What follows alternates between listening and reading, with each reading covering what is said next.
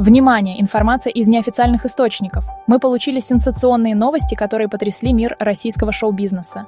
Известный продюсер Александр Цикало, чье имя долгое время ассоциировалось с успешными проектами на российском телевидении, вновь оказался в центре внимания. Неожиданно появился на красной дорожке 12-го премии «Апкит», вызвав бурю эмоций и обсуждений. Его возвращение стало настоящей сенсацией, и публика не могла скрыть своего удивления. После отъезда в США в 2019 году вместе с молодой женой Дариной Эрвин многие считали, что он навсегда покинул Россию и не вернется. Но жизнь внесла свои коррективы, и Цекало решил вернуться на родину. В этом году Цекало решил вернуться, и его появление не осталось незамеченным. Он вновь привлек внимание общественности. 64 года, заметно похудел, выглядел подтянутым, но в его глазах читалась глубокая усталость, накопленная за годы.